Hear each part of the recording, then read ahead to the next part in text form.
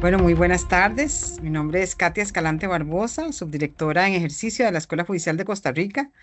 En nombre de la Comisión RAC del Poder Judicial, la Oficina Rectora de Justicia Restaurativa y la Escuela Judicial, licenciado Edgar Cervantes Villalta, les damos la más cordial bienvenida a la conferencia del día de hoy y les presentamos un gran tema que vamos a poder compartir con ustedes por una especial colaboración de Human Partner de Colombia.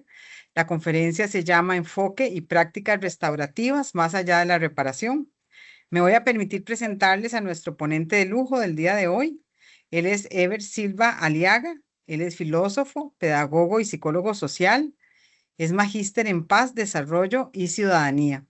Es el director de Human Partner, organización. Denme un momentito porque hay una persona con el micrófono abierto. Si nos ayudan, por favor, con los micrófonos. Gracias. Les estaba presentando a don Ebert y les decía que don Ebert es el director de Human Partner, organización referente en prácticas restaurativas en Colombia. Él es consultor, instructor y conferencista en no violencia, convivencia y construcción de paz, entre muchos otros temas relacionados con prácticas restaurativas y paz, que probablemente si duráramos acá conversando sobre su experiencia y su trayectoria, eh, tendríamos tiempo solamente para eso. Ya, muchas gracias, doña Katia, por esta invitación, también a la institución que lidera. Muy agradecido por la presencia también de quienes acuden a esta invitación, que para mí es importante, en tanto que creo que hay que abrir espacios de conversación. Yo haré sin duda una presentación de reflexiones que traigo como resultado de la práctica, la reflexión, la investigación del equipo que dirijo. Pero también nos gustaría más adelante, al final, tener una conversación alrededor de estas ideas y de las posibilidades de seguir comprendiéndonos más, comprendiendo mejor nuestras formas de relacionarnos para poder proyectar las que deseamos. Así que muchas gracias. Gracias a Y usted. Adelante. pues sí, muchas gracias. Entonces vamos a hablar a partir de la comprensión de lo que llamamos justicia, prácticas restaurativas, hoy en día enfoque, desde una visión que vaya mucho más allá de la reparación, como práctica inicialmente, pero también como comprensión de trasfondo que hemos venido encontrando en el ejercicio de facilitar procesos restaurativos en diferentes contextos y entornos. Así que permítame un segundo. Voy a comenzar por aquí. Bueno, primero, ¿quiénes somos? Somos una organización colombiana, de origen colombiana. Hacemos una apuesta por la pedagogía, en tanto que somos multidisciplinares, psicólogos, trabajadores sociales, artistas, abogados, ingenieros, que llegan a nuestra organización y juntos hacemos una opción por la pedagogía como una práctica que nos permita precisamente que la teoría la volvamos real en el ejercicio cotidiano de la vida. Trabajamos alrededor de la asesoría, la instrucción, así como también el acompañamiento de procesos en los que fortalecemos la vida comunitaria, la convivencia, acompañamos a las instituciones en situaciones difíciles también y trabajamos en proveer, en brindarles, en activar capacidades de no violencia, restauración y construcción de paz. Trabajamos en comunidades escolares, en el sistema de responsabilidad penal adolescente aquí en Colombia, también con organizaciones sociales, con equipos de trabajo y también con comunidades de fe. Así que esto que yo les traigo en realidad es el resultado de la observación, de la investigación, como también de la práctica, de la implementación de múltiples experiencias, de múltiples diseños que hacemos y que nos permite ir leyendo también esto que hemos venido llamando restaurativo, a lo cual también hemos venido aportando, como recogiendo información de muchos contextos. Trabajamos investigando, facilitando procesos, brindando capacitaciones, formaciones, asesorías y también construyendo herramientas y recursos para poder hacer real esto que en el discurso suena bastante bien, pero en la práctica, digamos, nos reta y nos desafía. Yo quisiera hablarles de tres ideas en esta conferencia a la que me invita. Inicialmente quisiera proponerles que hablemos sobre las relaciones y las respuestas que generamos frente a las relaciones. Los seres humanos somos seres relacionales y acumulamos no solamente un dispositivo biológico para relacionarnos, sino también una serie de respuestas, dispositivos culturales, socioculturales para construir la relación, como también para resolverla cuando esta no está bien. Así que hablemos un poco desde unas categorías que quisiera proponerles que las traigamos a reflexión para al final hablar de la reparación dentro de estas categorías. Primero quisiera invitarles, y ya quisiera tener más rato para hacer una ronda completa y escucharles a todos, pero quienes quieran y nos puedan contribuir en el chat podrían estar escribiendo cómo esperas que te traten en este espacio. O sea, hagámonos esta pregunta, ¿cómo esperas que te traten en el espacio? Pensemos rápidamente, ¿de qué manera cuando llegas aquí, con qué expectativa llegas para ser tratado? Y enseguida escribamos o compartamos, si podemos, o al menos traigámoslo a la reflexión personal, cómo tratarás a las personas con las que compartirás este espacio. Imagínense si estuviéramos de forma presencial, tendríamos más posibilidades de relacionamiento que nos da la virtualidad, pero ¿cómo nos trataríamos? ¿Cómo trataríamos a las personas con las que estaríamos compartiendo este espacio o con las que ya compartimos este espacio? Si alguno lo quiere escribir en el chat, yo no sé si por acá tenga acceso al chat. Hace un rato vi que sí. Yo estaría pendiente si alguien quiere escribir alguna respuesta en el chat. A ver si escuchamos dos, tres respuestas que nos dicen. Ya aparecieron aquí varias. Nos dicen con igualdad y cordialidad y humanidad, con apertura al diálogo. Fíjense que salen ya una serie de virtudes, de valores importantes para el relacionamiento, con apertura nuevamente, con escucha atenta. Y así, si pudiéramos escuchar a todos, vamos a tener un sinnúmero de valores, de virtudes que emergen: amabilidad, apertura, escucha, respeto nuevamente, escucha activa, ¿cierto? Presencia, una presencia psicológica, qué interesante, sí, que nos traten también desde ahí, está muy interesante, con escucha activa. Bien, pues fíjense que esta pregunta nos lleva necesariamente a un trasfondo de la condición humana, y ese trasfondo es: ¿cómo espero que me traten? Estoy diciendo cómo espero que los otros que tienen posibilidades me afecten, o cómo espero que los otros que tienen presencia, que tienen poder, usen ese poder y esa presencia en favor de mis intereses. Y por otro lado, la siguiente pregunta es: ¿cómo esa potencia, esa presencia que yo tengo, lo voy a utilizar en favor de los demás? Lo que está de trasfondo es pensar cómo nos vamos a afectar en la relación, de qué manera vamos a estar afectándonos en este espacio, en este tiempo en el que vamos a compartir. Pues quisiera hablarles de esa primera palabra, la afectación. Lo importante que es la afectación en los procesos restaurativos. Miren ustedes, perdón que acá tengo algo que me está interrumpiendo y no me deja ver mucho, a ver si lo logro quitar. Parece que no. Ah, sí, ya lo logré. Bien. ¿Qué es afectación? ¿Cierto? Aquí traemos una definición para luego llevarla a la reflexión. Afectar es entrar en relación. Eso es lo primerito.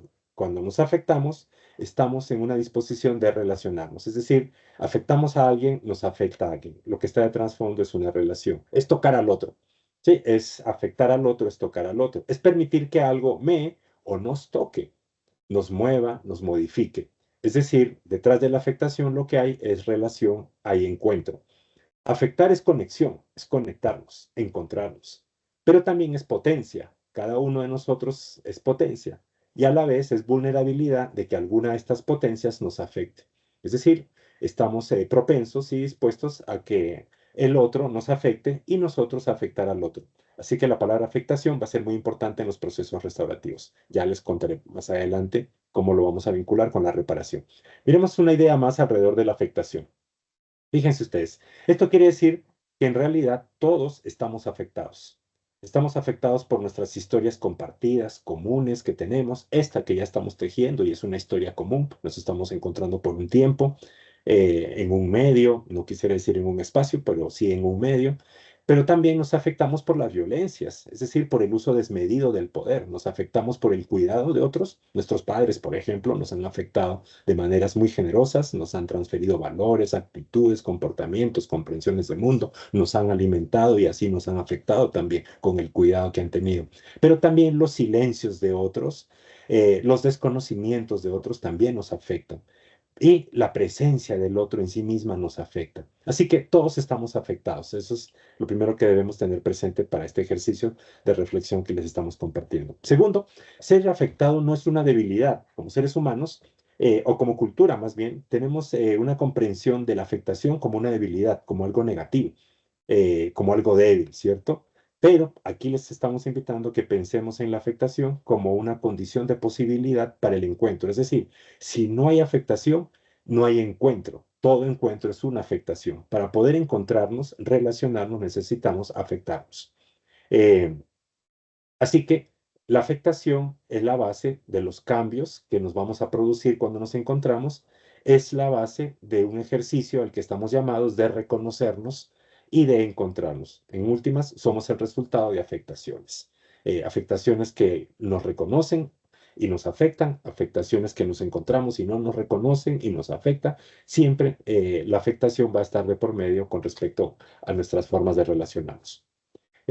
Ahora miremos una siguiente palabra, capacidad. Hemos hablado de afectación, ahora hablemos de capacidad. Conceptualicémoslo un poco, ¿sí? La capacidad es la potencia para ser afectado y afectar a otros. Es decir, es la capacidad de afectar y la capacidad de ser afectados. La disposición, si queremos, de que otros nos afecten. Eh, la capacidad de ser transformado por el otro, por lo otro, y de transformar al otro, que con mi poder pueda transformar al otro. La capacidad no es algo fijo, es muy movible, es mutable, está constantemente cambiando. Además está situado. Soy capaz en un lugar, pero en otro lugar ya no soy tan capaz como era en otro. Es muy situado y depende del contexto, del tiempo inclusive. Cuando estoy en la plenitud de mi juventud, soy capaz de muchas cosas. Cuando voy llegando a la vejez, se van disminuyendo mis capacidades. Cuando soy niño, mis capacidades están contenidas y están emergiendo recién. Así que la capacidad es mutable y es cambiable. Pero también la capacidad es relacional, porque siempre va a estar sujeto a la afectación. Es expandible, se puede expandir o se puede reducir. Aquí hay algo interesante con respecto al concepto de capacidad. Hasta un poco antes o hasta antes de la modernidad, les estoy hablando por allá hacia, no sé, el siglo XIV, siglo XII, entre esos promedios. Previo a eso, la palabra capacidad solamente se entendía como la capacidad de ser afectado. Es decir, ¿qué capacidad tenía yo de que me afecte el mundo, de que me afecte el sistema, la naturaleza? Esa era la definición más presente de capacidad eh, previo a la modernidad, ¿sí? Quizá el mejor ejemplo que pueda poner es una botella, ¿sí? Si ustedes ven en una botella o ven un pocillo o una taza, vamos a pensar cuánto le cabe de agua o cuánto le cabe a esa taza, a esa botella, a ese pocillo. ¿Sí? Estamos hablando cuál es su capacidad, es decir, la capacidad de resistir, la capacidad de aguantar, la capacidad de ser afectado, de ser contenido. ¿Sí? Más adelante, con la llegada de la modernidad, el concepto de capacidad va a tener otro alcance. Ya no va a ser solamente pasividad como capacidad de cuánto me afectan, cuánto resisto, sino que ahora es capacidad de afectar al otro. Es decir, cuánto afecto al otro, cuánto movilizo y transformo a lo otro. Esto, digamos, tiene que ver con el carácter de la modernidad particularmente, y si lo llevamos un poco al ejercicio de las relaciones, entonces es pensar la relación con el mundo, cómo me afecta, y en la modernidad, la relación con el mundo, cómo le afecto o cómo afecto al mundo, cómo afecto a la naturaleza, cómo afecto a los otros. Entramos entonces en una lógica que ya no solamente es pasiva, sino que también es activa de capacidad, ¿sí? Miremos algunas ideas alrededor de esta. Por ejemplo, con respecto a la capacidad de ser afectado, la naturaleza nos afecta, ¿sí? Y a veces nos afecta de maneras indeseadas, pues nadie quisiera que nos caiga un gran aguacero y nos inunde la casa y tengamos muchos daños. Así que la naturaleza nos puede afectar de maneras indeseadas, pero también la naturaleza nos puede afectar de maneras deseadas. Un buen clima, un buen sol nos conecta, nos afecta, ¿cierto? Cuando amanece y nos levantamos y vemos que el día está radiante y está muy bonito, pues eso nos afecta también. Así que la naturaleza nos puede afectar positiva o negativamente. Pero también en términos de relaciones humanas, aquí estamos hablando inicialmente de las relaciones con lo no humano, ahora hablemos en temas de relaciones humanas. La relación con el otro también me afecta, ¿sí? Y me puede afectar negativamente. Es decir, el otro me puede afectar de forma negativa. Pero yo también puedo afectar al otro, o el otro, perdón, me puede afectar de forma positiva. Entonces aquí estamos hablando de la capacidad de ser afectado, tanto por lo no humano como por lo humano, ¿sí? Todo esto le vamos a llamar inicialmente la capacidad de ser afectado. Los seres humanos les decía que también hemos progresado con esto de la capacidad Y eventualmente la modernidad y nuestro desarrollo humano en general nos trajo la capacidad de afectar a otros, ¿sí? De afectar a lo otro. Así que vamos a pensar qué es la capacidad de afectar al otro. Por ejemplo, podemos afectar la naturaleza de maneras indeseadas, como contaminarla, como exagerar y consumir los recursos desmedidamente. Y ahí estamos hablando cómo afectamos a la naturaleza de mala manera, ¿sí? Pero también la podemos afectar de buena manera, como por ejemplo cultivar, cuidar una planta, sembrar árboles, es una afectación positiva a la naturaleza. Pero también los seres humanos en temas relacionales nos podemos afectar de maneras indeseadas, como por ejemplo excluirnos, marginarnos, dañarnos, ¿sí? Esa es una posibilidad que también es real, nos podemos afectar de esa manera.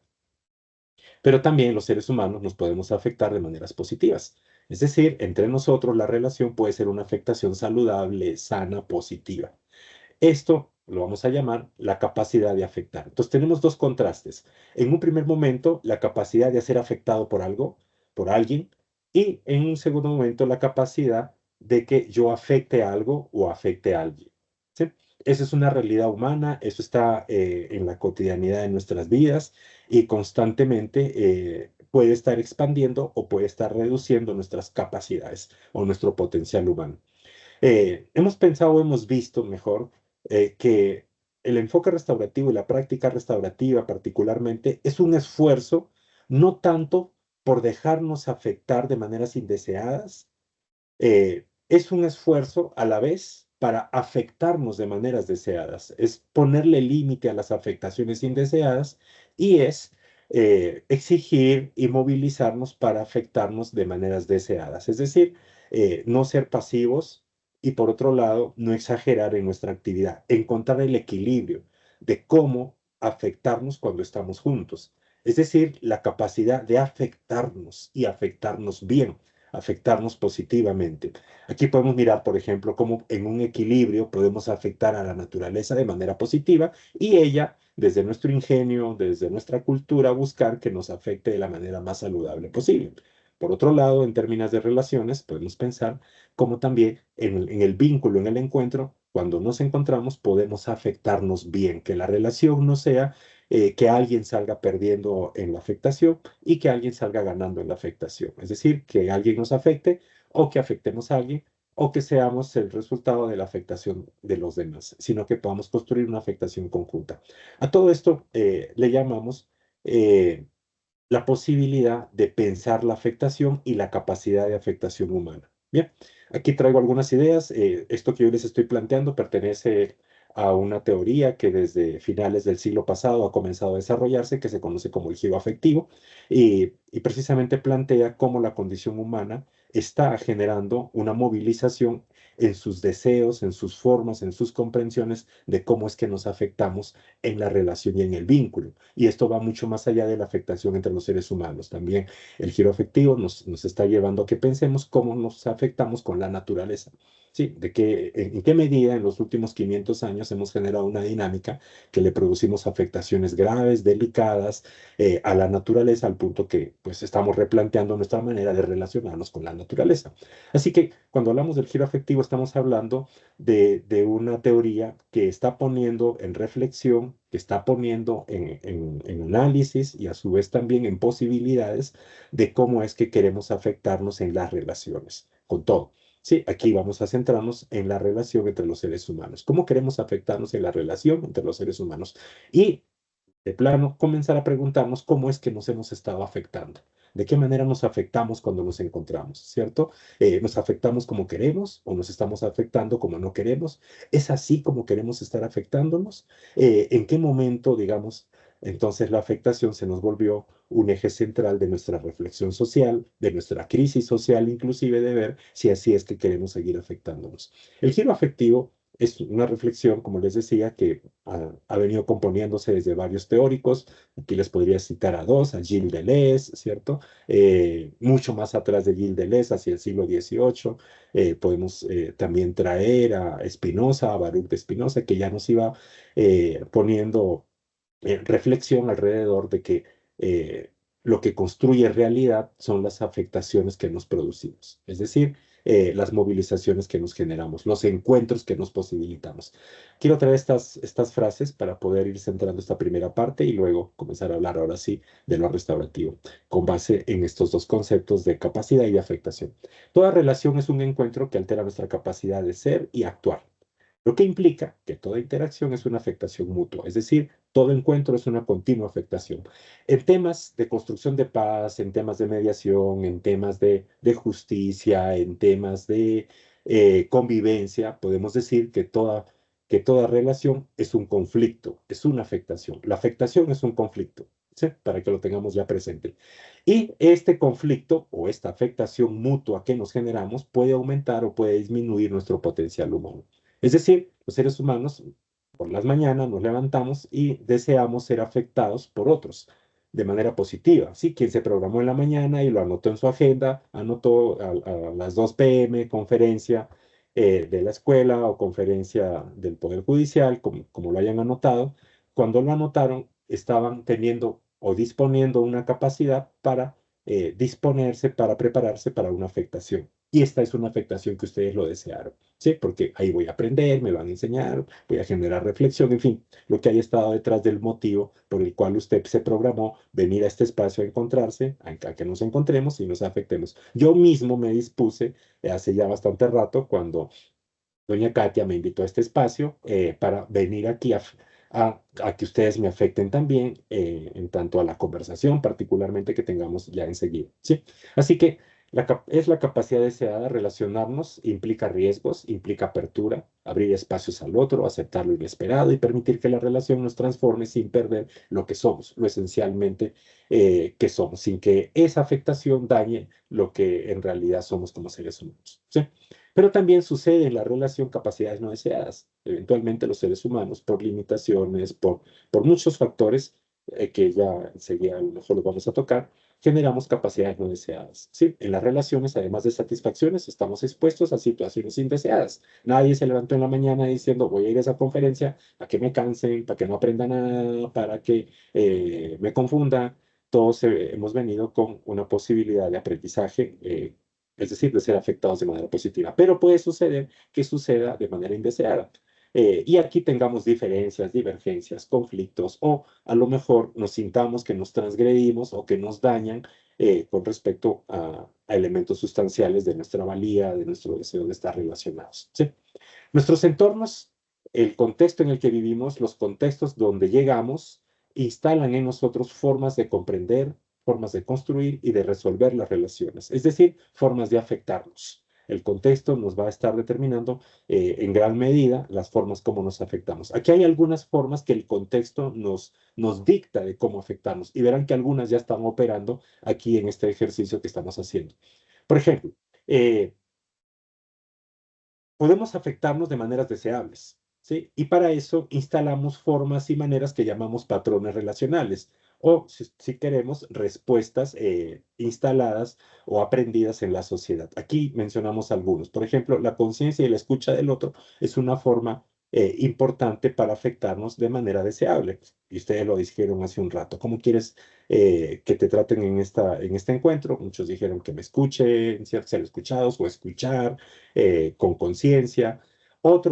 Otro patrón que nos afecta, el reconocimiento y la expresión libre, que podamos hablar, ¿cierto? Que tengamos el reconocimiento de los otros, poder expresarnos también de cómo eso nos está movilizando.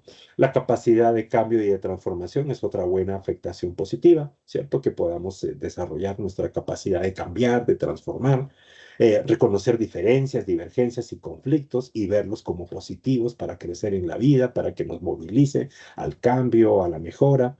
La comunicación honesta y cuidadosa, que podamos hablar desde lo que realmente estamos pensando, sintiendo y hacerlo con cuidado de manera que no nos afectemos. El respeto y la responsabilidad compartida, lo mismo, son otros patrones que aparecen con la posibilidad de que es lo que deseamos en una relación, ¿sí? El co-cuidado, la reciprocidad. A todo esto le llamamos respuestas, conductas que tenemos y que últimamente en la sociedad hemos estado aprendiendo a integrarlas como una manera de relacionarnos bien, ¿sí? En esta idea del giro relacional. Todo esto podemos decir que son patrones relacionales que nos humanizan. Es decir, nos hacen sentirnos más humanos y favorecen nuestro crecimiento humano. Nos generan narrativas comunes, valores comunes, acciones comunes, transformaciones colectivas. Pero también tenemos unos patrones que son limitantes y que nos exponen a que nos deshumanicemos y que en la relación emergen con mucha facilidad. Por ejemplo, la lucha por la existencia. Ese es un patrón muy presente en nuestra sociedad. Sí, desde la idea de la escasez, que tenemos que competir, que no hay para todos, que hay que llegar a los primeros lugares. Ese es un patrón instalado, es una práctica relacional instalada en nuestra sociedad y que muy fácilmente lo aprendemos y lo activamos muchas veces cuando es necesario. El futuro productivo también es otro patrón, olvidarnos del presente y obsesionarnos por producir para el futuro, para que mañana cada vez tengamos más. Ese es un patrón también muy instalado en nuestra cultura y que nos agota demasiado y que nos hace olvidarnos del presente por estar ocupados solamente en una tarea de la vida, que es el trabajo, olvidándonos de otras formas y maneras de vivir también. La visión, no estoy diciendo que estos patrones son malos, ¿sí? Son buenos, pero pareciera que hemos entrado en una lógica de exagerar, yo digo, de embriagarnos de estos patrones. Necesitamos equilibrar con otros patrones para afectarnos bien. Ya vamos a mirar enseguida eso. La visión dualista es otro patrón, ¿sí? Lo bueno, lo malo, lo dicotómico, amigo-enemigo, hombre-mujer, adulto-niño. La idea hegemónica es otro patrón, ¿sí? El propio parecer, imponer ideas o simplemente romper cuando esa idea no corresponde a la que yo tengo, las rupturas. Los privilegios, otro patrón, ¿sí? Solo algunos acceden, no todos, a veces tenemos sistemas que le limitan el acceso a otros y a veces se vuelven acumulativas estos beneficios y estratifican, ¿sí? Los que sabemos, los que no sabemos, los que tienen, los que no tienen, los que hacen bien, los que no hacen bien, y vamos generando un relacionamiento que fácilmente entra en dualismos y en luchas por la existencia. El castigo es otro patrón, producir dolor, dolores intencionados, frente a lo diferente, a lo divergente, ante lo que nos daña, ante lo que se transgrede como acuerdos. Entonces, eso nos genera un dolor y trasladamos ese dolor para otros, es decir, castigamos o ampliamos el dolor que inicialmente nos produce este bajo mal o este relacionamiento que es adverso. A todo esto le llamamos patrones relacionales deshumanizantes, es decir, nos exponen a que perdamos algo de nuestra humanidad o que no estemos actuando como deseamos. Por ejemplo, nos produce narrativas adversariales, entramos muy fácilmente a ser adversarios, nos va distanciando de ese potencial y capacidad humana de relacionarnos. También valores individualistas, nos desarrolla valores individualistas, no pensamos en los demás y generamos una jerarquía de valores que queremos imponérsela hacia los demás. Acciones personales, ¿sí? Nos lleva a que actuemos por nuestra cuenta, que lo que hagamos resuelva para nosotros, no nos interesan los demás, y entramos muy en la lógica de lo individual. Polarización, castigo, ¿cierto? Que sigue acrecentando nuestra individualidad, nuestra adversalidad o, no, o nuestros actos personales. Entonces, un poco nos ponemos en la lógica de no juntarnos, de evitar relacionarnos, de trazar muros, trazar fronteras, trazar un sinnúmero de mecanismos para que no nos encontremos o cuando nos encontremos sea lo más controlable posible porque tenemos miedo, sustos de que nos afectemos o simplemente no tenemos la capacidad o las habilidades para ya relacionarnos. Así que nos quedamos con nuestras propias ideas y nuestros propios mundos. Y también entramos en prácticas de castigos. Si alguien se mete conmigo, entonces yo me meto con él. Si alguien no se mete conmigo, no tengo por qué meterme con él. Y esto en términos de afectaciones deseables o no deseables. ¿Sí? Entonces, habiendo hecho esto, entramos ahora y habiendo categorizado algunas ideas, quiero invitarles a que entremos a hablar sobre el enfoque y la práctica restaurativa desde estas comprensiones de la afectación, las comprensiones de la capacidad humana de afectación, ¿sí? Tenemos capacidad humana para afectarnos, si ya vemos, de maneras positivas, como también de maneras negativas. Nosotros acostumbramos a decir de maneras deseables y de maneras indeseables, ¿sí? Eso ocurre en la vida humana y eso es frecuente que nos pase. ¿Cómo expresamos y lidiamos con las afectaciones indeseadas? Cuando a ustedes les pasa una afectación que no desean, sí, no sé, están frente a alguien que es un amigo y obviamente de él esperamos una buena afectación, pero el amigo por distracción, el amigo por limitación, genera un maltrato hacia nosotros, ¿sí? No sé, le pedimos ayuda y nos desconoce y más bien por cansancio se va a la casa y no nos ayuda, ¿sí? Esa es una afectación indeseada, digamos, ¿sí? Porque no esperábamos eso. Pero hay otras más graves, ¿cierto? Que uno salga en la calle y le pase algo por el uso de la fuerza del otro, por quebrantar los acuerdos de las afectaciones deseables que tenemos. Así que pensemos rápidamente cómo expresamos y lidiamos con las afectaciones indeseadas. Ante la frustración y el dolor, eh, ¿cómo reaccionamos, ¿cierto? ¿Cómo funcionamos de esas maneras? Y si nos damos cuenta, los seres humanos tenemos unas formas de reaccionar frente a las afectaciones indeseadas, también frente a las afectaciones deseadas, pero aquí queremos centrarnos en este momento en las afectaciones indeseadas. ¿Cómo expresamos y lidiamos con las afectaciones indeseadas? Primero, cabe decir que tenemos estímulos biológicos y estímulos socioculturales para responder a las afectaciones, ¿sí? Como por ejemplo un estímulo biológico que me va a ayudar cuando algo empatiza conmigo, cuando algo está sucediendo como yo quiero, puede ser la empatía, ¿sí? Me vuelvo empático con esa persona que está satisfaciendo o que me está afectando de la manera como yo quiero, ¿sí? Pero también tenemos estímulos biológicos que nos hacen huir, atacar, que nos hacen paralizarnos frente a la afectación, ¿sí? Y tenemos unos dispositivos biológicos que son de carácter muy neuronal, ¿sí? Que tiene que ver con la racionalidad. Y es ver al otro como un otro yo, ¿sí? Lo que llamaríamos la alteridad, reconocer al otro, no comulgo con su cultura, no empatizo con sus formas de vida, pero veo que no me afectan y soy respetuoso con esas formas de vida, ¿sí? A eso le vamos a llamar estímulos biológicos desde lo racional, lo emocional, que se activan en nosotros. Y tenemos estímulos socioculturales, es decir, respuestas culturales que creamos para responder a las afectaciones indeseadas, ¿sí? Desde las que aprendemos culturalmente hasta las que construimos socialmente, como las normas, las leyes, ¿sí? Y las que aprendemos culturalmente, ¿sí? Si yo veo, por ejemplo, que, no sé, mi papá frente a algo que lo contradecían, se frustraba y su forma de resolverlo. Ever, fíjate que se te silenció el micrófono. Acaba de silenciarse. Hola, hola, ahí. Sí, ahí está perfecto. Hace Gracias. como 20 segundos fue. Ah, bueno, no fue mucho. No, no. Estamos aquí, ¿cierto? Yo estaba poniendo el ejemplo de, por ejemplo, lo que veo que hacen mis papás, esas formas yo las integro como respuestas, ¿sí? Si mi papá resuelve algo con violencia, yo lo integro de esa manera y digo, "Ah, así es como se resuelve, ¿cierto? Cuando estoy frustrado frente a algo, entonces cada vez que tengo frustración, yo utilizo la forma que aprendí de mi contexto y de mi medio, ¿sí? Pero si mi contexto y mi medio, por ejemplo, frente a la frustración, aprendió que hay que sentarse a negociar, entonces esa es la respuesta sociocultural que yo integro para responder frente al relacionamiento no deseado o a la afectación no deseada, ¿sí? A todo esto inicialmente le vamos a llamar afectos, es decir, se produce en nuestro cuerpo unos afectos que están muy, muy, muy condicionados por la biología, pero también por los estímulos socioculturales. Aquí ponemos algunas reacciones, ¿cierto? Quedo confundido, me entro en malestar y me pongo a renegar, ¿sí? O me da muchos nervios, me da mucha angustia, me siento disminuido, me siento minimizado, o exploto en ira, en rencor, ¿cierto? Siento miedo. Así que tenemos formas biológicas que se activan, pero también tenemos unos impulsos que pueden seguir mediados por lo biológico y por lo sociocultural. Y esos impulsos producen en nosotros conductas. Es decir, las conductas no surgen de nuestro interior, o bueno, no solamente surgen de nuestro interior, las conductas también surgen de los estímulos biológicos y de los estímulos socioculturales que tenemos. Aquí hay una combinación entonces que tenemos que aprender a identificar de cómo es que nos afectamos y cuál es nuestra capacidad de afectación, ¿sí?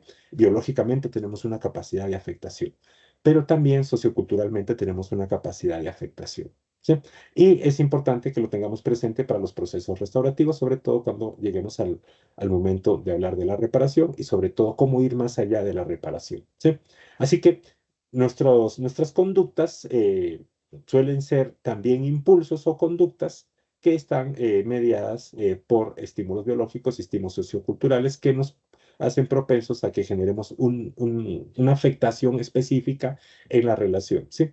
o nos afectemos inclusivemente o generemos una afectación a nosotros mismos también, ¿sí?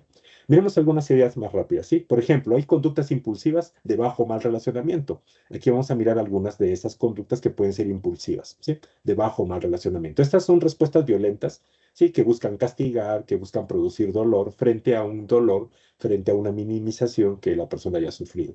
Estas respuestas incrementan las afectaciones. Es decir, si yo tengo una afectación, no deseada y yo utilizo como respuesta una afectación no deseada para resolver eso que me está pasando, entonces estoy propenso a que eso incremente la frustración y el dolor que inicialmente ya ha surgido, ¿sí? Aquí miremos algunas muy rápido, no quisiera detenerme tanto aquí. Por ejemplo, desconocerse, ignorarse, dividirse, polarizarse, ausentarse, cada uno en su lugar, ya no volver a encontrarnos, la confrontación, ¿sí? Buscar armamentos para poder atacarnos, ¿cierto? Y hacernos daños, desquitarnos, las injurias, las etiquetas, los señalamientos, la culpa, el menoscabo, la exclusión, sacarlo del grupo, sacarlo de mi relación, el castigo, ir y producirle un castigo moral, un castigo físico, un castigo económico, el maltrato, ¿cierto? Maltratarlo, hacer que pierda su condición humana desde el uso desmedido de mis capacidades, como respuesta inclusive a una situación indeseada. Y la eliminación, eliminar al otro, desaparecerlo, ¿sí? No desear su existencia, sentir que no merece existir. Esto tiene que ver con algunas de las formas impulsivas de bajo mal relacionamiento, que como vemos suelen ser respuestas violentas, que están basadas en castigar, en producir dolor, que incrementan las afectaciones que hemos estado viviendo, nos expone a que estemos más afectados y que entremos en un ciclo de afectarnos más, pues no son las mejores maneras de superar la frustración y el dolor que se genera cuando la afectación es indeseada. ¿Sí? Con esto entonces, quisiera traer dos ideas sobre el castigo, particularmente sobre el dolor. ¿Sí?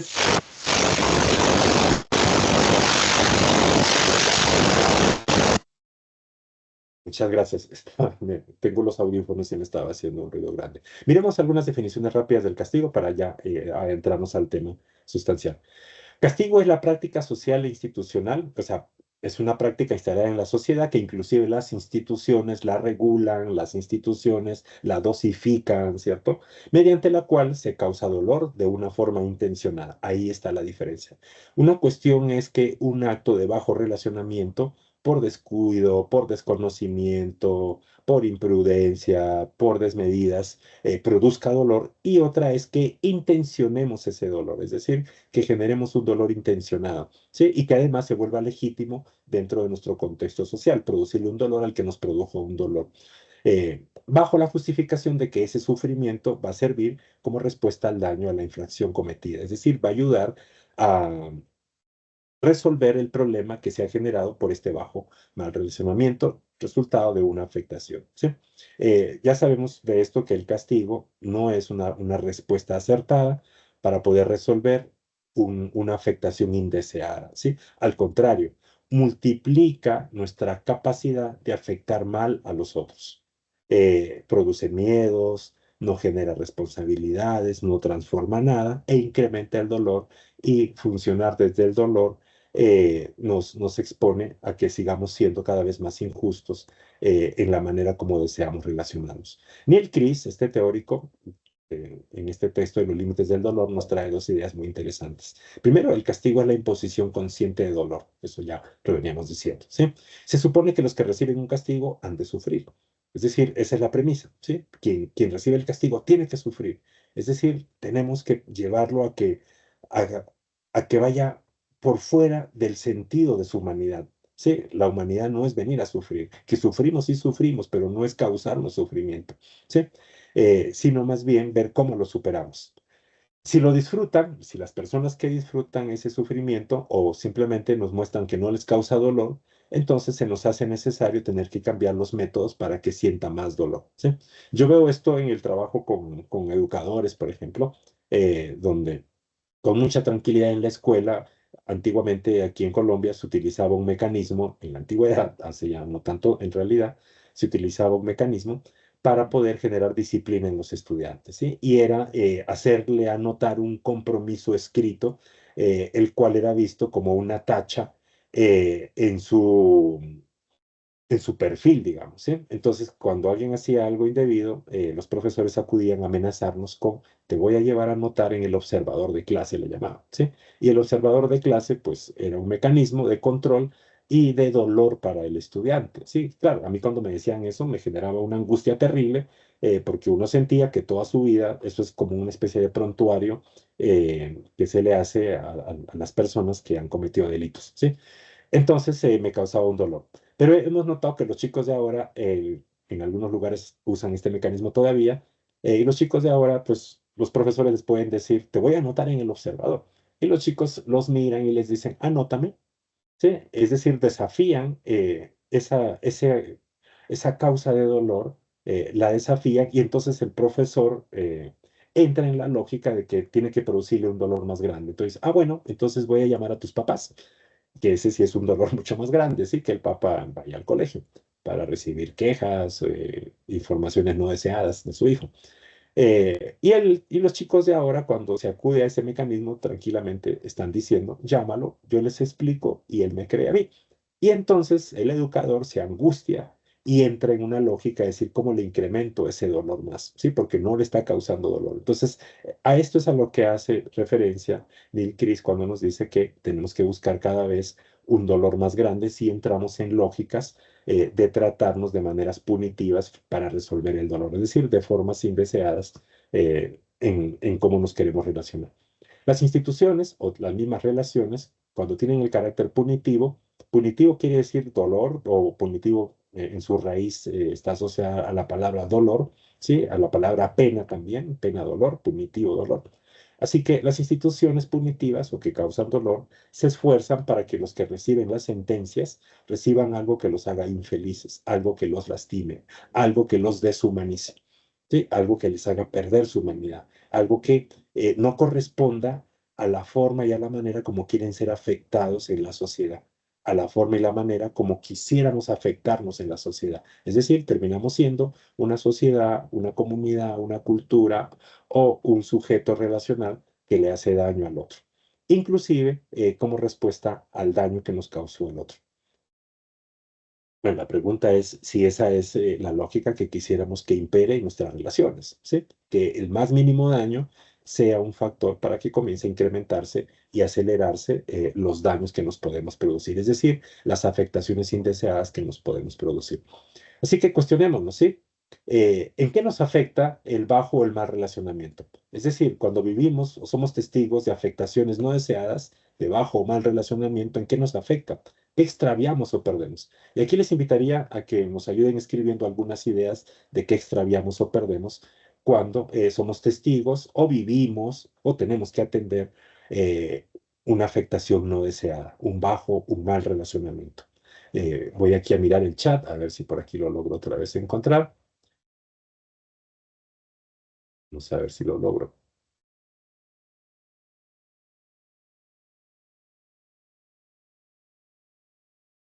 Creo que por aquí puedo ver el chat, a ver si lo logro ver. Ya, aquí lo tengo. A ver, ¿qué perdemos? Perdemos la alegría, qué bonito eso, perdemos la alegría, la vitalidad de la vida. Entramos en estabilidad, en la estabilidad emocional, por aquí a ver si sale. Salud mental se deteriora, la salud física también se deteriora. Qué interesante que también hablemos de que se deteriora nuestra salud física. Perdemos la seguridad, nos sentimos inseguros. Sí, ahí estamos ya soltando o nos están colaborando con algunas pérdidas que aparecen, ¿sí? La paz emocional, se pierde la paz emocional cuando nos tratamos de estas formas, cuando nos afectamos de maneras indeseadas, cuando nuestra capacidad humana se moviliza hacia afectarnos de mala manera, perdemos la confianza, el balance entre lo racional y lo emocional. Qué interesante esto de lo racional, sí, porque también se afecta nuestra racionalidad, se afecta nuestra capacidad de entender las cosas, de resolver las cosas, se afecta la conexión, la capacidad de confiar, de conectarnos, eso se afecta Y podríamos hacer un sinnúmero de afectaciones, ¿sí? Sin duda que el, cuando tenemos bajo mal relacionamiento y lo queremos resolver con afectaciones indeseadas, lo que va a ocurrir es que entramos en unas pérdidas de nuestra humanidad, porque el ser humano es un ser capaz de generar afectaciones deseadas. Es un ser humano que funciona en las afectaciones deseadas. Cuando ocurren las afectaciones no deseadas, entonces los seres humanos comenzamos a languidecer, comenzamos a afectarnos, comenzamos a limitarnos, ¿sí? Y eso es lo que yo quisiera que traigamos en relevancia desde esta capacidad de afectarnos. Fíjense cómo nuestras resoluciones, nuestras formas inclusive de componer la relación, ya de plano puede estar generando afectaciones indeseadas. Y cuando eso pasa, entramos en un ciclo de pérdidas, en un ciclo de pérdidas decrecientes para nuestra condición humana. A eso es a lo que nosotros queremos traer como primera idea inicial. Fíjense aquí. Las prácticas que tienen carácter punitivo o retributivo, me hiciste esto, te hago esto, no me haces, entonces no te hago esto, te hago el bien solamente si me haces el bien y eventualmente pues no vamos a tener la capacidad suficiente de estar al 100% haciendo el bien por limitación, por descuido, por ignorancia humana, tomamos decisiones más de una vez equivocadas, ¿sí? Y actuar punitivamente, es decir, buscando que el dolor que me causan también lo sienta el otro, nos expone a pérdidas y desgastes. Se debilita nuestra humanidad, se debilita nuestro ser, nuestro potencial de afectar bien a los demás. Comenzamos a afectarnos mal. Y esto ocurre personal e institucionalmente, colectivamente. Se debilita o extrañamos la capacidad de afectarnos bien. Como por ejemplo, y aquí traigo las que ustedes ya generaron, ¿sí? Como ideas que fueron compartiendo. Perdemos la valía, es decir, comenzamos a experimentar desestima, menoscabo, fragilidad, humillación, desgracia, impotencia, sufrimiento, culpa. Todo eso aparece cuando aparece el acto punitivo retributivo en la relación como respuesta a la construcción o a la resolución de la relación.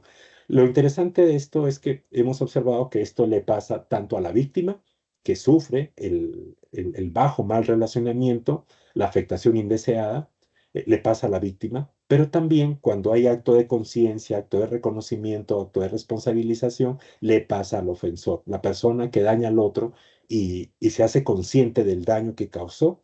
Entonces se experimenta también desestima, menoscabo, fragilidad, humillación, desgracia, impotencia, sufrimiento, culpa por lo que ha hecho, ¿sí?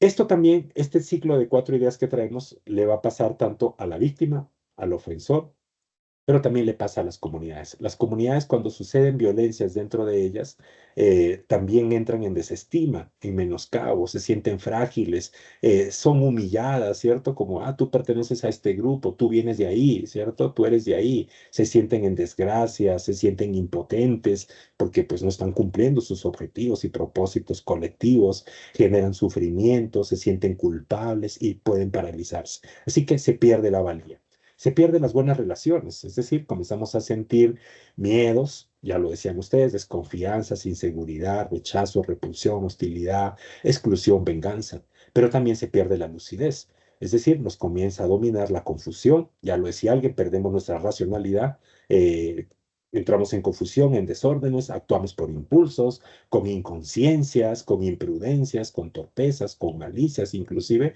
con sedicias, estas dos últimas agravantes porque lo poco que nos queda de inteligencia lo comenzamos a utilizar para diseñar un daño al otro, unos daños a los otros. Y esto le pasa, como les digo, a la víctima, le pasa al ofensor, pero también le pasa a las comunidades donde ocurre esto, ¿sí? Porque las comunidades pierden la lucidez y no saben cómo resolver un conflicto que les ha pasado. Lo individualizan, lo niegan, mandan a callarse, sacan el problema de la comunidad, pero dejan el detonante de los problemas en la comunidad.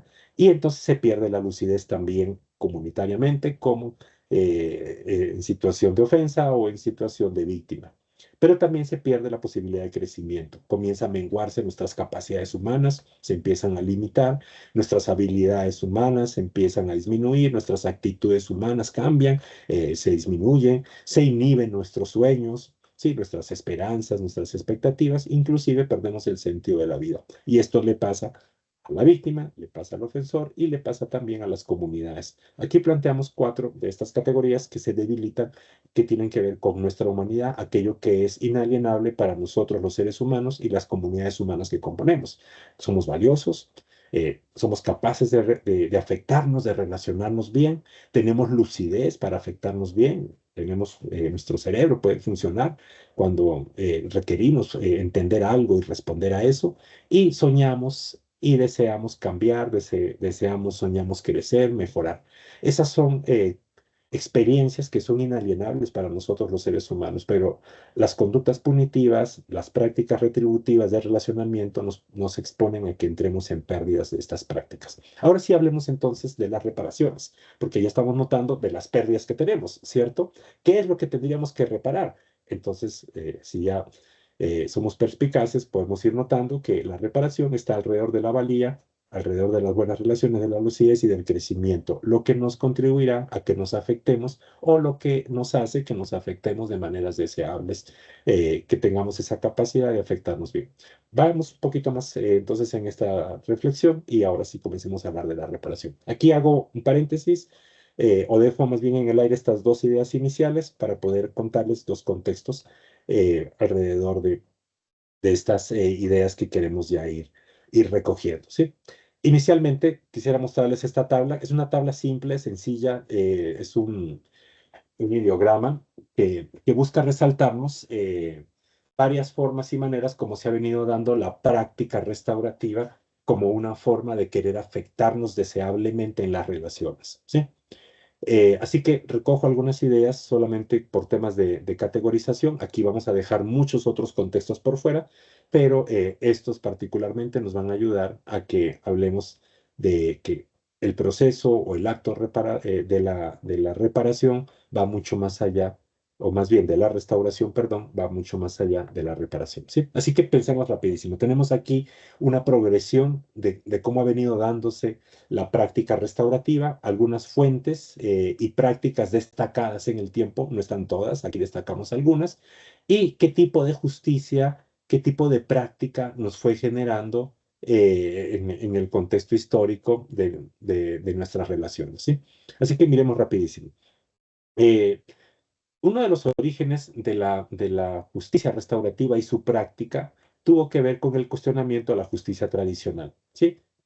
Hacia los años 50 aproximadamente, comienzan a surgir varios movimientos, varias corrientes, varios pensadores que observan la justicia tradicional y obviamente generan una crítica a esa justicia tradicional, ¿sí? Aquí yo resalto a dos de estos movimientos, de estos pensadores que fueron apareciendo, ¿sí? Uno de ellos es la victimología, que puso en papel, o más bien en reflexión, cuál es el papel de las víctimas en la justicia, ¿sí?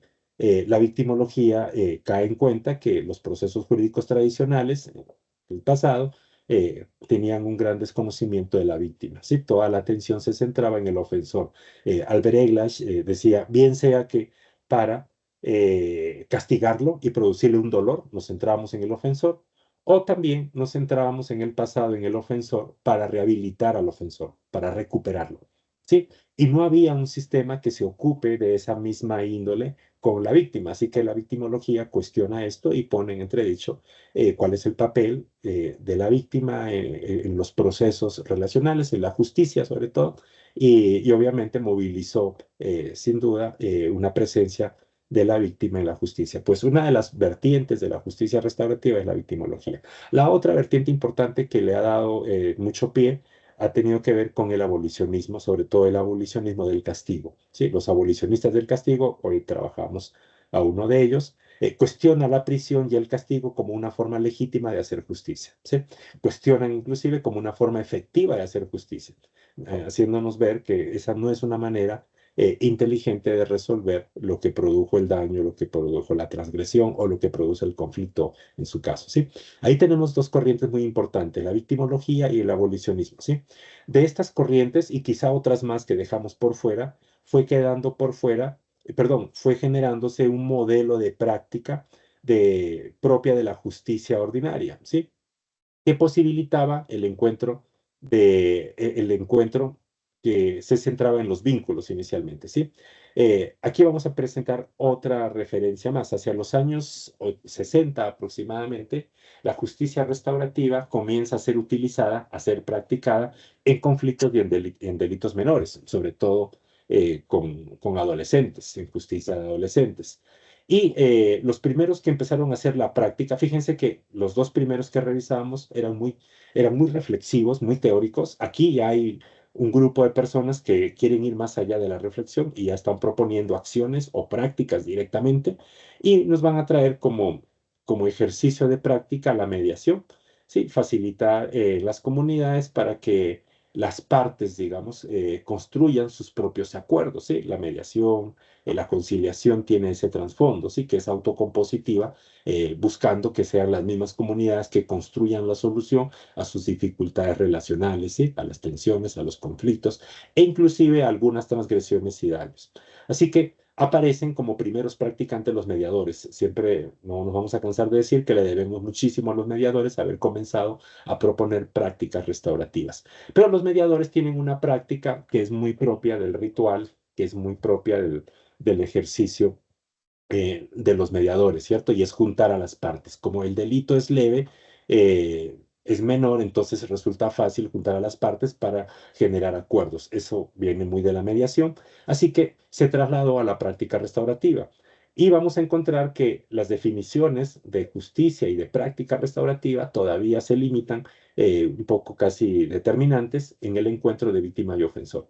¿Sí? Esa es una práctica que hemos heredado desde los años 60 de los primeros practicantes restaurativos, que son los mediadores. Y vamos a encontrar definiciones todavía muy contemporáneas que hacen cuenta de esa necesidad del vínculo, de esa necesidad del encuentro de las partes, ¿sí? Por ejemplo, aquí ponemos una que es bastante común, de hecho hay una más actualizada del 2006, que está tomada de las Naciones Unidas, de la Oficina contra la Droga y el Delito.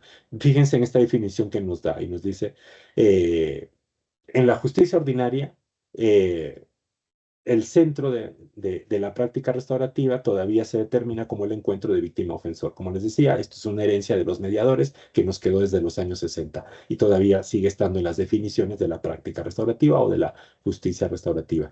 Miren ustedes, es un proceso en el que la víctima, y aquí comenzamos a ver cómo está la relación de trasfondo, el infractor, y cuando sea apropiado, cualquier otra persona o la comunidad afectada por un delito participan juntos, se encuentran, ¿sí? De manera activa en la resolución de los asuntos surgidos del delito, generalmente con la ayuda de un facilitador. Esta es una definición que promueve, más bien, que la práctica restaurativa tiene que centrarse en el encuentro de víctima-ofensor, ¿sí? En el ejercicio de la práctica restaurativa más contemporánea que hemos tenido con los equipos nuestros, hemos encontrado que muchas veces ese encuentro no es posible, ¿sí? Por varias condiciones. Primero, por el contexto, ¿sí? Cuando hemos trabajado con el sistema de responsabilidad penal, solamente tenemos al ofensor, ¿sí? Y en realidad es el que está sujeto al mandato de la ley, tener que hacer el proceso restaurativo. Muchas veces las víctimas no se vinculan o a veces no aparecen o no están, ¿sí?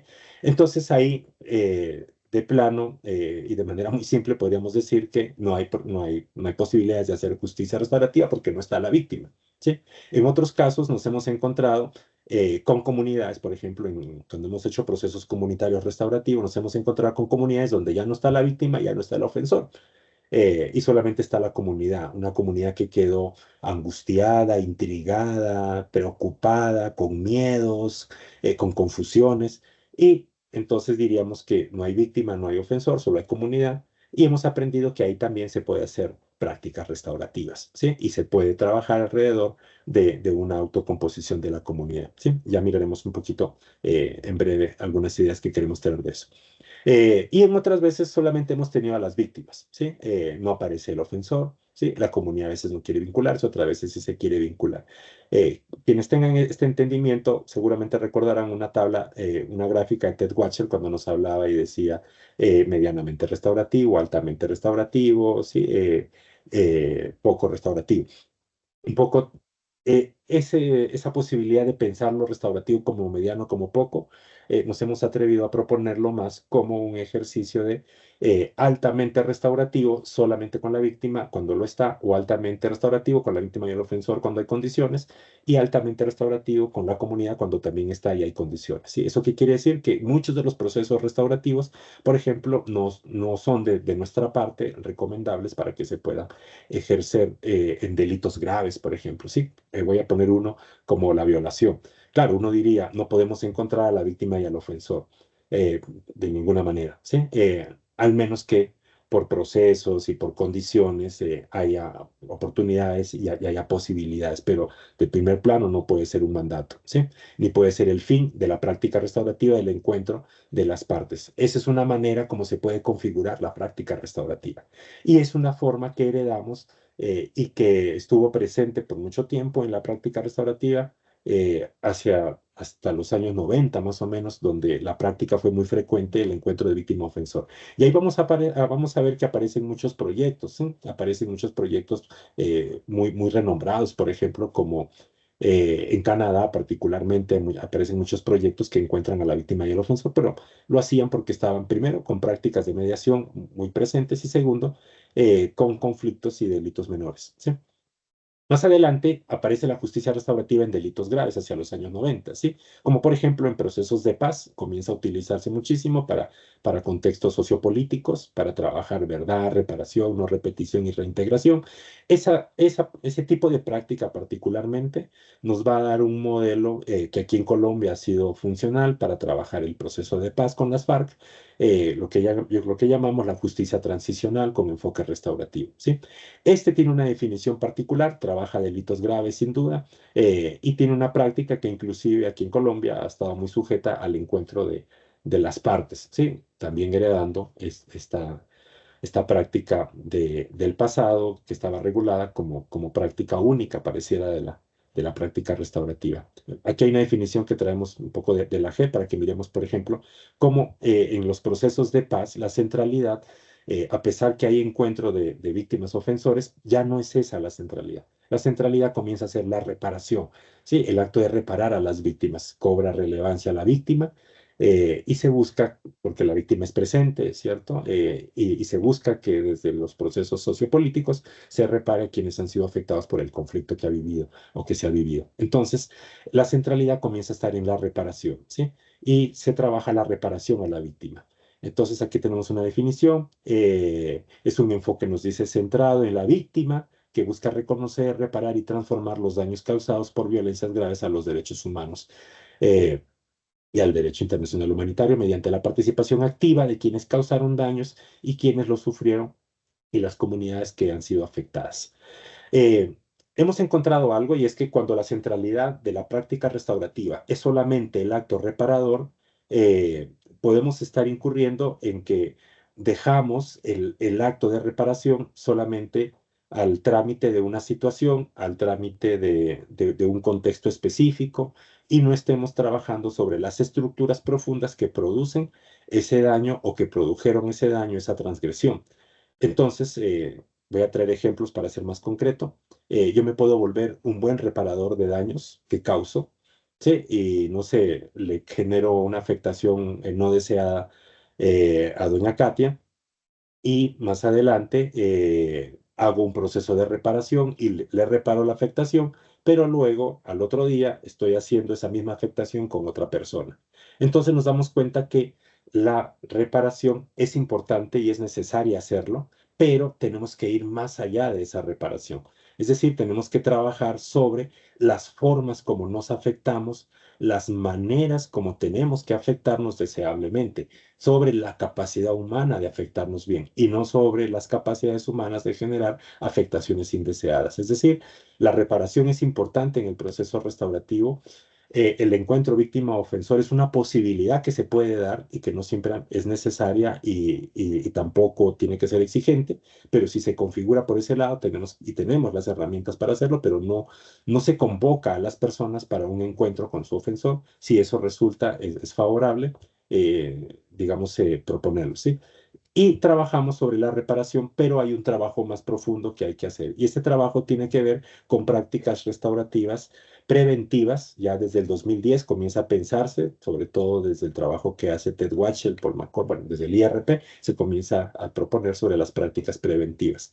Y se trabaja sobre procesos comunitarios particularmente. Se empieza a pensar que tiene que ser la construcción de un contexto y de un entorno que pueda prevenir el surgimiento de otra conducta o de otra transgresión, de otro daño. Y se comienza a trabajar en detener ciclos de violencia, en trabajar en la reincidencia para que no ocurra, a través del reconocimiento, la responsabilización, la reparación y la transformación. Y por otro lado, desde el 2015 también se ha venido proponiendo las prácticas preventivas en el escenario de lo restaurativo, ¿sí? Y por prácticas preventivas estamos entendiendo no esperar ni trabajar sobre prevenir aquello que hace daño, por cambiarlo, sino más bien generar enseñanzas y aprendizajes de buen relacionamiento, es decir, condiciones, acompañamientos, espacios que nos permita relacionarnos bien, afectarnos bien en la relación. A esto le llamamos pedagogías relacionales, es decir, crear entornos de convivencia y de oportunidades de aprendizajes, de enseñanza, de competencias relacionales y productivas para afectarnos de buena manera. Esto implica un componente comunitario y pedagógico que se debe trabajar, además de la reparación, con posibilidades de que haya un encuentro víctima-ofensor o un encuentro comunidad, o solamente un trabajo con la víctima o solamente un trabajo con la comunidad. Ahora, cuando se hace el trabajo con la víctima, no se descuida ¿cómo lo diría esto? El rol de una persona que ha generado daños. Sí, no tenemos a la persona, pero sí se trabaja alrededor de muchos modelos figurados, modelos compositivos, desde pensamientos visibles. Se trabaja el poder hacer el acercamiento integral desde la experiencia y desde también la acción del ofensor cuando se trabaja con la víctima. Y lo mismo hacemos en el trabajo con los ofensores, ¿sí? Se busca víctimas figuradas, simuladas, acercamientos al entendimiento de la vivencia y experiencia de una víctima, sin que necesariamente sea la víctima o esté presente la víctima. Así que podemos jugar de otras maneras que no se reduzca a un encuentro presente, sino más bien a un proceso pedagógico que se puede generar para una transformación de la conducta. Lo que hemos aprendido es que si la práctica restaurativa no trabaja en la conducta de las personas, es decir, en su capacidad de afectación, de nada sirve que las personas reparen, porque luego vuelven otra vez, o bien sea al sistema, o vuelven otra vez a seguir haciendo daño a los demás. Es decir, más que una herramienta de gestión de conflictos y de reparación, la práctica restaurativa nos tiene que llevar a construir y ayudarle a las personas a que tengan una forma de aprender a vivir en buena relación, en buena afectación, basada en el fortalecimiento en sus capacidades de relaciones, que le den valía a él, a los demás, que fortalezcan el buen relacionamiento, la lucidez, el ingenio, la agencia, el cambio y la plenitud de la vida. Entonces, con esta tabla que, como les decía, reducimos muchas cosas, pero lo que nos interesaba mostrarles cómo evolutivamente la práctica restaurativa estuvo primero muy centrado en el encuentro determinante como un fin de la práctica restaurativa, el encuentro víctima-ofensor. Luego se migró hacia entender la práctica restaurativa como el proceso de reparación a la víctima, y hoy en día hemos aprendido y venimos trabajando en que la práctica restaurativa tiene que intervenir también en el desarrollo de las capacidades de buen relacionamiento, de buena afectación, que los seres humanos estamos en capacidad de hacerlo, pero también en expectativa de que los demás lo tengan con nosotros. Salvando y salvaguardando mejor que la reparación es importante hacerla y es sustancial que se tiene que hacer. El encuentro víctima-ofensor es una posibilidad, como se puede componer el proceso restaurativo, y el trabajo sobre la transformación de la conducta es sustancial para que hagamos una transformación profunda, un proceso restaurativo profundo que vaya más allá de solamente atender una situación. Creo que me queda un par de diapositivas más. Aquí viene un poco la síntesis de esto que les estaba planteando, ¿cierto? La restauración, quedémonos aquí en el fondo, la restauración no exige el encuentro víctima-ofensor, es una posibilidad, ¿sí? Pero sí se puede trabajar de maneras figuradas pedagógicamente. El proceso de reparación no se limita solamente al acto de reparación. La reparación más profunda es cuando se transforman las conductas de las personas y se garantiza que se han transformado para no repetir el daño. Así que la restauración es un esfuerzo por humanizarnos, por encontrar una humanidad compartida que nos permita generar transformaciones o afectaciones deseadas. En último, veníamos diciéndoles que las relaciones de carácter punitivas verticales o de carácter horizontales retributivas nos exponen a pérdidas y desgastes. Hablábamos que se debilitaba nuestra humanidad, nuestra valía, nuestras buenas relaciones, nuestra velocidad y nuestro crecimiento. Y lo que nos lleva a ir concluyendo esta presentación es que ante el bajo o mal relacionamiento que debilita nuestra humanidad, con la práctica restaurativa lo recuperamos y lo volvemos a fortalecer. Es decir, la práctica restaurativa, si quisiéramos hablar de un fin de la práctica restaurativa, desde nuestro criterio, no tendría que ser el encuentro víctima-ofensor y no tendría que quedarse reducido a la reparación. El fin último de la práctica restaurativa es recobrar la dignidad de la condición humana, de los seres humanos que se ven sumidos en el conflicto, en el daño, en la transgresión, es recuperar, fortalecer la pertenencia o la capacidad de buen relacionamiento, es recuperar y fortalecer su lucidez para entender sus contextos, sus situaciones y tener respuestas muy ingeniosas para poder resolver eso que es un desafío en la relación, con claridad y con ingenio, con racionalidad, y que le permita alcanzar escenarios, experiencias de plenitud de vida desde procesos de cambio, de transformación, en el que pueda crecer, en el que pueda superar sus limitaciones. Es decir, un fin de la práctica restaurativa tendría que ir mucho más allá de la sola reparación. Tendríamos que trabajar en torno a la dignidad, a la pertenencia, a la claridad de ingenio y a la plenitud de vida.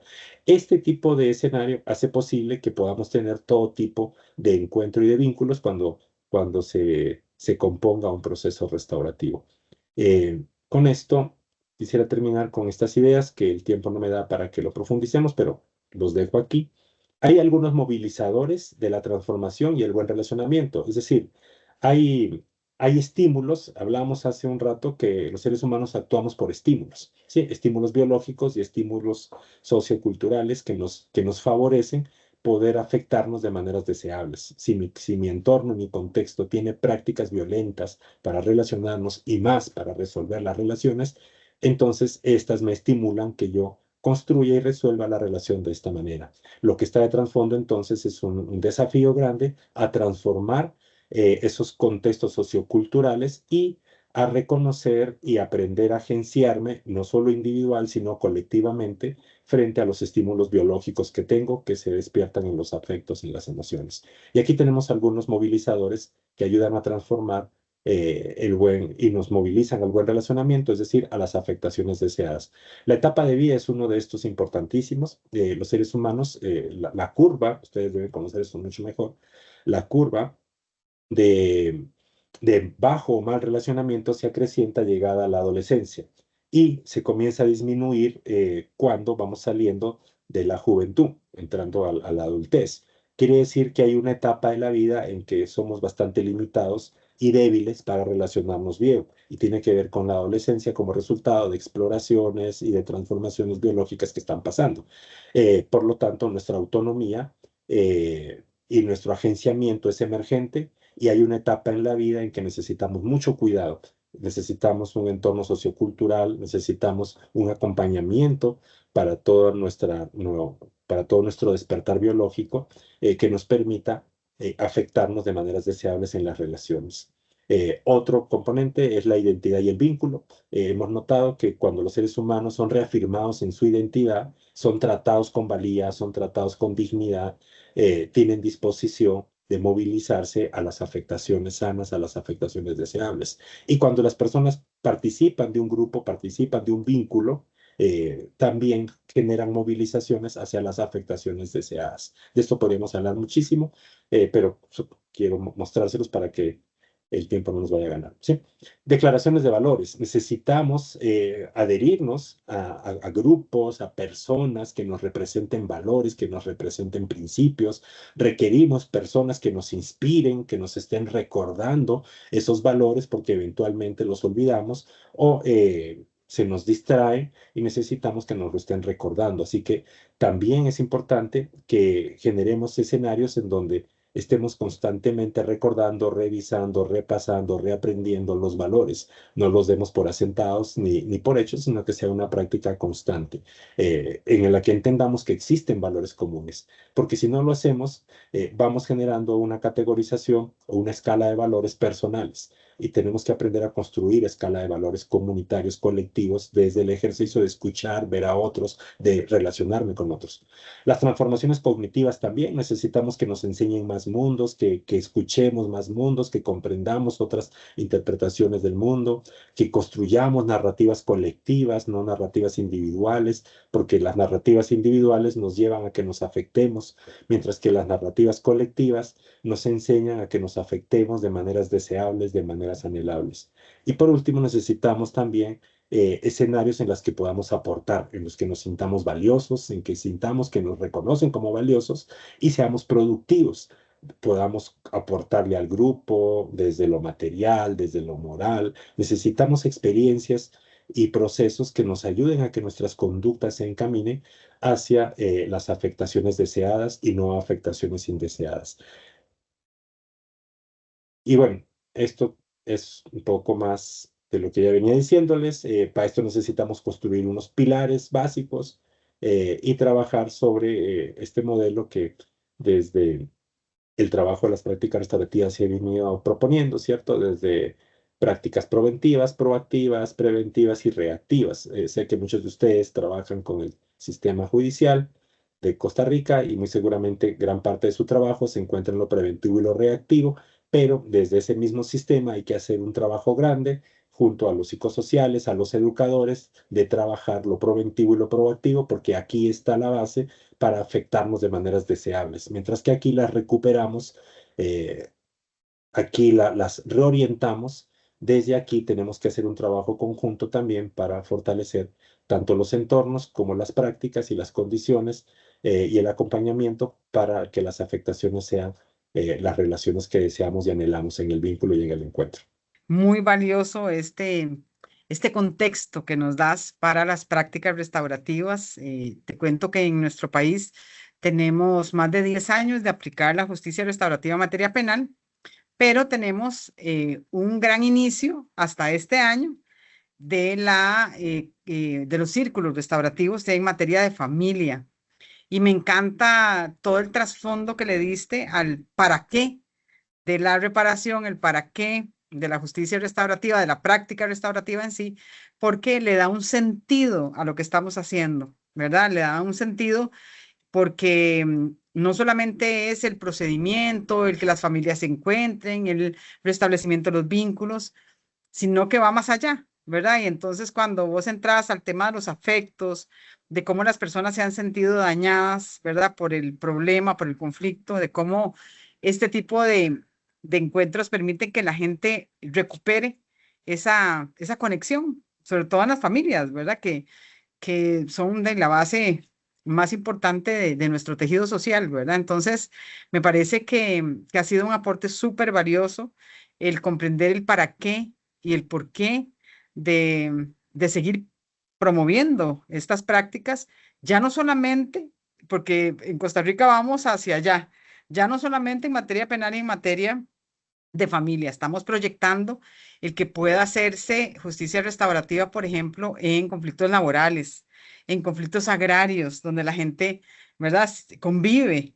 Entonces, creo que nos has dado un contexto lindísimo desde la parte más básica de los afectos, de la emotividad, del vínculo, de la conexión, y nos da un para qué lindísimo. Me parece que ha sido súper, súper valioso tu aporte. Yo quisiera saber si hay personas que tengan alguna consulta. Yo estuve revisando el chat, pero en el chat no habían preguntas. Lo que decía ahora, lo que les estaba diciendo, Jairo Villalobos nos dice que en materia disciplinaria en laboral es muy importante, claro, la justicia laboral definitivamente es un campo de muchísima oportunidad para establecer este tipo de prácticas. Jairo, tenés la manita levantada. Si quiere, abre el micrófono y hace la consulta. Adelante. Ok, muy buenas tardes, don Ever y señora. Excelente la presentación, ¿verdad?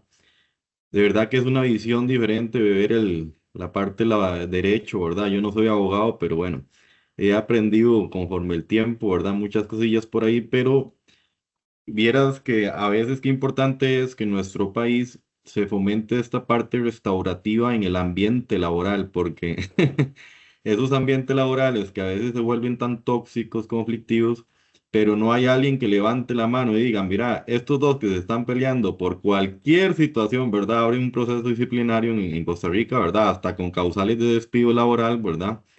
Y es increíble cómo hay procesos disciplinarios laborales que pueden llevar 4 o 5 años a nivel interno y luego 5 años más en contencioso, ¿verdad?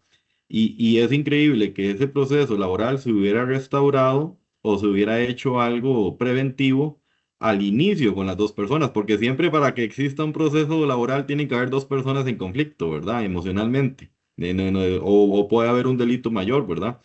Pero es mi opinión esa que bonito que esto simplemente en muchas instituciones del Estado a nivel público, ¿verdad? Bueno, privado también, pero que se fomente mucho a nivel nacional, ¿verdad? No sé, tal vez el Colegio de Abogados para todos los gremios, pero excelente. Más bien, muchas gracias por darnos una perspectiva tan amplia, ¿verdad? Muy, muy buena presentación. Muchas gracias, Jairo. Adelante, Ever. Sí, claro, cuando hablamos cuando llevamos el plano de leer lo restaurativo desde los afectos, lo estamos llevando a todos los escenarios de la vida. ¿Sí? Eso quiere decir que, digamos, no lo dejamos solo en el escenario de la justicia, sino que lo llevamos al escenario de toda relación humana en la cual descubrimos que es inevitable que nos afectamos y que necesitamos afectarnos para poder estar relacionados. Entonces, más que la clave, yo diría la invitación que empezamos a sentir, el reto que empezamos a sentir, es que cómo vamos a aprender para afectarnos bien. ¿Sí? Es decir, de qué manera nos vamos a afectar bien. Y en lo jurídico, en lo que corresponde a la mediación, a la conciliación, a la facilitación restaurativa, la pregunta sería, ¿cómo nos vamos a afectar bien, incluso después de habernos afectado mal? Sí, porque es real que no nos vamos a afectar bien. Sí, yo tengo una hija y eventualmente tengo con ella muchos conflictos y diferencias y divergencias. Y es chiquita, no me quiero imaginar de grande. Y tengo con ella afectaciones que a veces imprudentemente digo cosas como no son. Ella las dice también como no, ¿cierto? Por más cuidados que tenemos.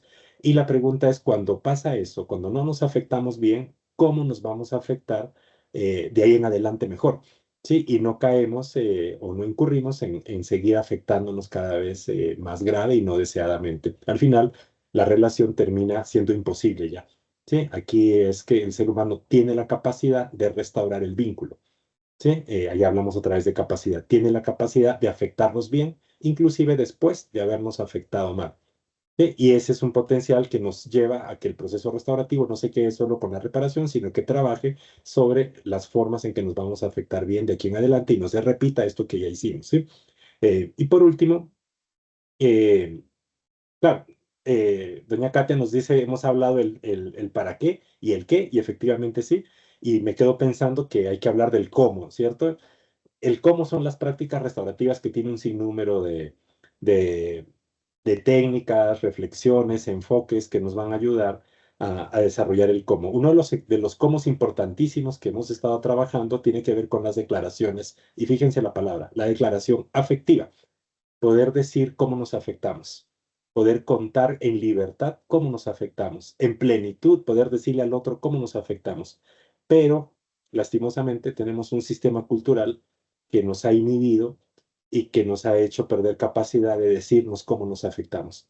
Sí, cuando decimos cómo nos afectamos, estamos exponiendo en el centro una palabra que suena mal a veces, ¿sí? Y es la queja. Y claro, quejarse es decir cómo nos afectan los demás. Y la queja tiene un tratamiento bastante limitado en nuestro contexto social. La queja, que precisamente habla de cómo nos afectamos, es decir, colectiviza la afectación, porque te voy a contar cómo me afectas, y te quiero contar porque me preocupa que se pierda la relación o se desgaste la relación contigo. Nuestro sistema individualiza la queja para que no se haga pública. ¿Sí? Ese es el cómo, ¿sí? Y entonces la queja deja de ser pública y se vuelve individual. Es un problema tuyo, ¿para qué hablas? O yo pienso, ¿para qué hablo? Si daño todo, ¿sí? ¿Para qué incomodo? ¿Sí? Y empiezo a sobreponer otros intereses por encima de expresar cómo me están afectando en la relación. Que ni siquiera lo hacemos a veces para decirle al otro que su presencia me agrada. ¿sí? Que lo que hizo me hace sentirme pleno. Tampoco a veces tenemos la práctica para eso. Y nuestro sistema tiene un sinnúmero de prácticas que imposibilita y vuelve torpe a las personas expresarse cómo se quejan. Perdón, expresarse cómo se afectan, ¿sí? Y ese es el detonante de muchos conflictos después. Cuando llegan ya a los sistemas de convivencia, cuando llegan a los sistemas de mediación, de justicia, nos damos cuenta que esas personas empezaron a hacerse daño muy atrás y nunca se dijeron que se hacían daño hasta que ya se hicieron un daño que implicó generarse una afectación muy grave, ¿sí? Y que se constituye en delito seguramente o en posible delito.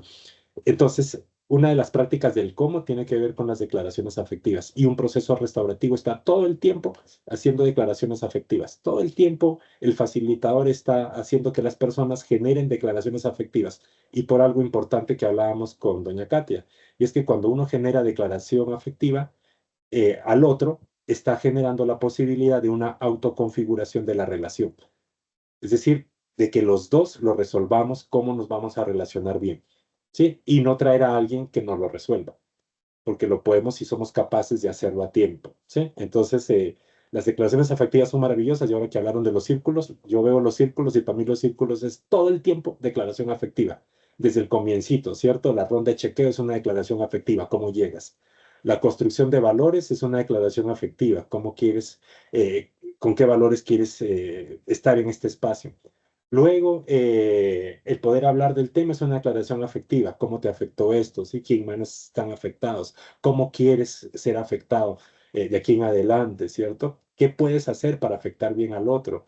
Fíjense que el proceso restaurativo es un tema de afectaciones y es un tema de abrir espacios y condiciones para desarrollar el potencial y la capacidad humana de declarar que nos están afectando y componer juntos la relación que queremos, la forma como queremos afectarnos. Bueno, qué belleza, porque terminamos la charla con la idea de que si tuviéramos esa capacidad, Ever, de hacer declaraciones afectivas en nuestras relaciones laborales, familiares, comunitarias, probablemente muchos de los conflictos no escalarían, ¿verdad? Entonces, creo que ese es un gran punto que nos deja mucha reflexión a todas las personas. Estoy segura que estamos acá para, para comprender desde dónde es que tenemos que darle un abordaje diferente a los conflictos que surgen en las relaciones humanas, en todos los contextos, finalmente, ¿verdad? Ujú. Sí, hay que pensar en una capacidad personal para declarar, como también Es, en una capacidad institucional para poder hacerlo. Hace unos días estábamos trabajando con unas guardias de un centro penitenciario en temas de justicia restaurativa y las guardias nos decían que tenían mucho miedo a hablar porque alguna vez habían expresado malestares y a los 2, 3 días fueron llamados para procesos disciplinarios. Y claro, decíamos, necesitamos capacidad institucional para poder dejar que los demás se expresen libremente cómo están siendo afectados y de eso nos falta mucho.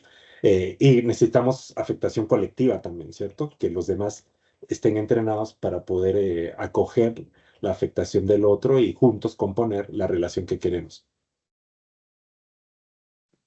así es, así es. Bueno, nos quedamos con muchas reflexiones. Creo que ha sido una tarde de muchísimo aprendizaje, Ever. Muchísimas gracias. Saludos hasta Colombia, hasta Guatemala, hasta República Dominicana, porque sabemos que hay personas de todos estos lugares. Así es que hemos aprendido desde todas estas latitudes muchísimo de vos hoy. Así es que muchas gracias y nos quedamos con la necesidad de seguir aprendiendo sobre este tema.